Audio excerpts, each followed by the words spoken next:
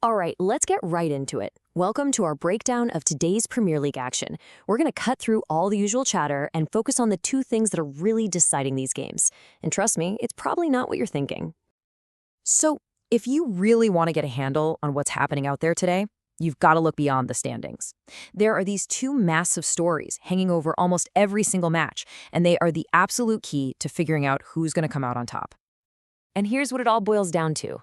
You've got crippling injuries for some teams and just crushing fatigue for others, especially those coming off a heavy midweek cup schedule. Look, this isn't about missing one or two players. This is a full-on war of attrition. And these two factors, they're creating some huge risks, but also some massive opportunities in today's fixtures. Okay, so with that in mind, why wait? We're not going to build up to the big reveal. We're just going to start with it. Based on how big of an impact these two factors are having, here are the three best picks of the day, straight up. All right, here we go. First up, our top choice, Manchester United to beat a seriously depleted Tottenham. Next, for great value, we're looking at West Ham with the draw no bet option as a nice little safety net against a Burnley side that's really struggling. And finally, a solid pick, the league leaders Arsenal to get the job done against Sunderland. Now, let's dive into the why behind all this. Okay, let's zoom out for a second and see how these top picks fit into the bigger picture for the whole match day. Here's the full forecast. Right, so you can see our top picks right there at the top. No surprise, they're both rated with high confidence, given the crazy circumstances. But check this out. As you go down the list, you see a bunch of medium confidence picks. You've got Villa getting some key players back, but their midfield's looking pretty thin. Chelsea rested some stars, but, they could still be feeling that cup run. And here's the one I want you to notice. Arsenal's prediction against Sunderland is only medium. That is a super important detail, and we're about to find out exactly why. Now, this right here, this is the story behind our number one pick. And it's truly a tale of two completely different teams right now. On one side, you've got a full-strength Manchester United just flying under their new manager on a pitch that's perfect for their style. And on the other, a Tottenham team that's just been decimated by injuries. We're talking over 9 starters out, including their 2 most creative guys. It's a really, really stark contrast. These predictions aren't just about crunching numbers. They're driven by some really compelling stories. So let's dig a little deeper into what's actually happening with 3 of the key teams today.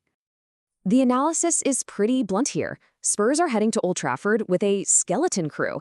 And look, this isn't just about missing bodies on the field. Without their creative engines, Madison and Kulusevski, the whole system that creates their chances just falls apart. It raises a really fundamental question. Where on earth are the goals going to come from for Tottenham today? Okay, on to our second big story, the Arsenal fatigue factor. Reaching a cup final midweek, that's a huge achievement, no doubt. But that celebration comes with a price tag. That victory has a very real physical cost that could seriously impact how they play today. And this right here, this tells the whole story. For Arsenal, it's been 3 intense, high-stakes matches in just 8 days. 3. And for their opponents, Sunderland, just 1. That is a massive, massive difference in the gas tank. And that's exactly why the confidence in an Arsenal win is only medium, even though they're sitting at the top of the league. And finally, let's talk about Burnley, a club that is at a genuine breaking point. They're caught in a perfect storm here. They're in this historic slump, no wins in 15 games. They've got a crippling injury list that's taken out 6 regular starters, and on top of all that, they're up against a West Ham team that is just healthier, fitter, and way more clinical right now. It's a tough spot to be in. So, what does all this add up to? What's the big picture here? Let's connect all the dots for your final takeaway. Well, it's pretty clear that today's results aren't just about who has the most talent or the best tactics. It's a brutal game of survival. The real story today isn't about who has the best starting 11. It's about who even has an 11 left standing. And that leaves us with a really interesting question for the rest of the season, doesn't it?